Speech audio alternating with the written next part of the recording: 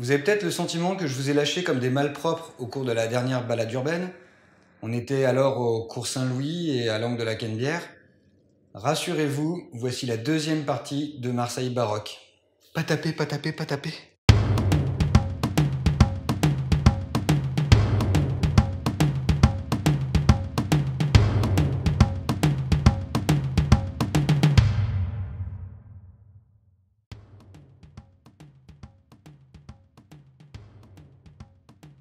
Donc on était sur le cours Saint-Louis.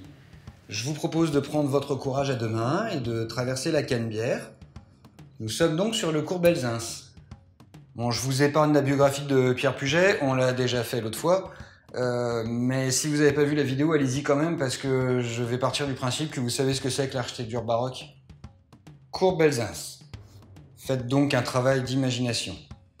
Imaginez que la moitié gauche n'a pas été détruite. Les tours Labourdette, le centre-bourg, tout ça, évidemment, ça n'existe pas. Imaginez à droite des bâtiments plus homogènes que ce qu'on voit aujourd'hui, sans les enseignes commerciales au rez-de-chaussée, et ces bâtiments homogènes répétés côté centre-bourse. Vous y êtes? Non? Bon, regardez cette gravure. Bon, je vous replace le contexte vite fait. Louis XIV a décidé de faire tomber l'enceinte médiévale pour construire une nouvelle enceinte bien plus loin.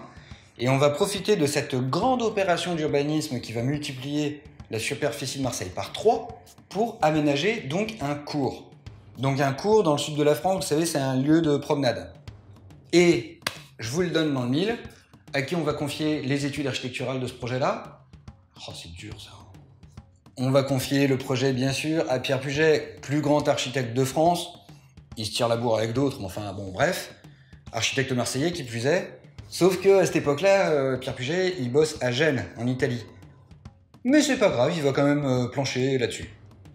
Alors bien sûr, il peut pas faire le suivi des travaux en étant en Gênes. Donc il va confier la réalisation du projet à 2 architectes. Un certain Mathieu Pourtal et un certain Gaspard Puget. Gaspard Puget, frère de Pierre Puget.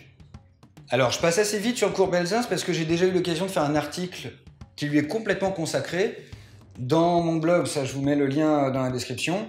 Mais c'est assez intéressant parce que même s'il reste pas grand chose de la grandeur d'antan, on peut quand même retrouver le style architectural baroque dans les détails qui ont subsisté encore aujourd'hui. Alors par exemple, regardez les rez-de-chaussée. Les rez-de-chaussée, ils ont été pas mal retricotés par les divers commerces qui se tiennent encore là aujourd'hui d'ailleurs. Mais souvent, vous voyez une arcade maçonnée derrière la vitrine. Ça, c'est d'origine. C'est un peu maigre comme reste, me direz-vous. Et vous avez bien raison, vous répondrai-je, mais puisque vous me piquez au vif, je vous propose de vous enfoncer dans le cours Belzunce jusqu'à l'angle de la rue du Petit Saint-Jean et de découvrir l'immeuble qui fait l'angle. Il date de l'époque et il a été restauré dans le cadre des travaux de la bibliothèque de l'Alcazar. Alors pareil, si l'Alcazar ça vous parle pas, je rentre pas dans les détails, je vous mets un autre lien d'un autre article, toujours sur mon blog, je lui avais consacré une page entière. Vous pouvez continuer à progresser le long du cours Belzunce jusqu'à son extrémité à la naissance de la rue d'Aix. Vous avez ici l'hôtel Pecciolini. Alors je vous rappelle ce que j'ai dit en intro sur le cours Belzunce, il faut imaginer tout ça symétrique. C'est-à-dire que la rue Colbert qui part sur votre gauche n'existe pas. Ça se termine en angle et l'hôtel Pecciolini qui est sur la droite, il faut imaginer son pendant à gauche de la rue d'Aix. Le bâtiment a été réalisé en 1672 par les entrepreneurs César Portal et Alexandre Casteau. Il est monument historique depuis 1929. C'est d'ailleurs un des plus vieux monuments historiques de Marseille, dans le sens où c'est un des premiers bâtiments Marseille à être classé monument historique. Alors, travail d'imagination, toujours. Oubliez les commerces du rez-de-chaussée, restez concentrés sur la porte de l'immeuble, sur la façade au-dessus, sur les proportions, etc., etc. Imaginez aussi son pendant symétrique par rapport à la rue d'Aix. Et bien ce décor très théâtral, c'est exactement ce qu'avait imaginé Pierre Puget pour terminer cette grande promenade. Alors la caractéristique de l'hôtel Pecciolini, c'est évidemment ce balcon en ferronnerie magnifique au premier étage qui est supporté par 2 atlantes monumentaux. Ils encadrent un œil de bœuf à l'entresol autour duquel sont sculptés 2 sphinx adossés. Et chaque atlante est supporté par une colonne qui encadre la porte d'entrée. Alors on sait que c'est pas Pierre Puget l'architecte de ce machin-là, mais regardez bien, il y a une énorme référence à une œuvre précédente de l'artiste baroque, l'Hôtel de Ville de Toulon. L'Hôtel de Ville de Toulon, vous savez, c'est ces deux Atlantes qui supportent un balcon. C'est la première œuvre architecturale de Pierre Puget. Et ben là, l'influence, elle est assez évidente, hein. Et puisqu'on parle de Pierre Puget, je vous propose de longer les voies du tram, d'entamer la rue Colbert et de tourner tout de suite sur votre droite. Oh, une halle. À votre avis, comment on l'appelle ? Alors cette halle, elle a été réalisée à l'époque de l'agrandissement voulu par Louis XIV, etc., etc. Elle était destinée à être une poissonnerie et une boucherie qui étaient séparées toutes les deux par un mur qu'on ne voit plus aujourd'hui. Alors on a retrouvé des dessins de Pierre Puget qui datent de 1666. Et on sait que la construction a été réalisée en 1672. Mais par contre, on ne sait pas pourquoi ça a pris autant de temps pour réaliser une halle. Mais à cette époque, Pierre Puget, il est à Toulon. Et il ne peut pas faire le suivi de chantier. Il va donc confier la réalisation de l'ouvrage à son frère Jean. Jean Puget, qui est encore un autre frère de Gaspard Puget, un architecte aussi, lui. Ouais, bah attendez, c'est pas fini, parce que la surveillance du chantier a été confiée à Jean Puget, mais les travaux, elles ont été confiés à un maçon qui s'appelle Pierre Puget. Ouais. Donc l'édifice a été construit comme un temple, inspiré directement de l'architecture antique. Un des traits distinctifs de cette construction, c'est le nombre impair de colonnes, c'est-à-dire 5 en largeur et 7 en longueur. Ça, c'est une grande originalité, puisque ça place une colonne dans l'axe de symétrie, l'axe de composition du bâtiment.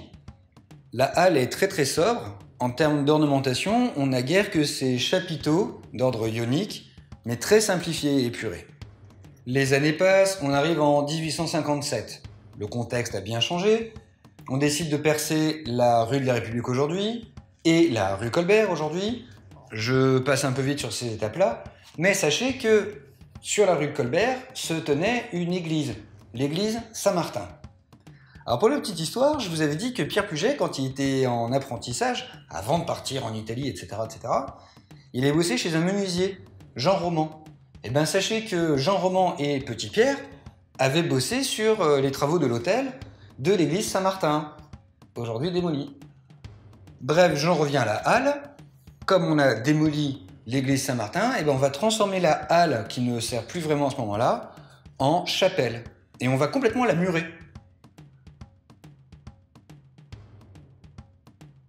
Bon, je vous rassure, ça va pas durer longtemps cette histoire. En 1925, on va supprimer la chapelle de la halle et on va transformer les lieux en commissariat de police. Et l'état de la construction va considérablement se délabrer à partir de ce moment-là, à tel point qu'en 1973, on va même carrément envisager la démolition pure et simple de la halle. Heureusement, cette histoire de démolition va un peu traîner. En 1980, l'hôtel de police va partir, quitter les lieux, et on va finalement opter pour une réhabilitation complète de la halle en 1987. C'est grâce à cette réhabilitation qu'elle a retrouvé son lustre d'antan. Voilà, c'est tout pour cette fois. Il y a encore énormément de choses à dire sur le baroque à Marseille, mais pour ça, je vous propose de découvrir par vous-même le quartier Belzins, ce qu'on appelle le quartier baroque, notamment l'église Saint-Théodore qui est toute proche, et toutes les petites rues semi-piétonnes qui constituent tout le quartier qui va donc de Saint-Charles jusqu'à la Canebière. Il y a plein de petits bijoux d'architecture civile que je vous laisse découvrir par vous-même. Profitez du soleil. Salut!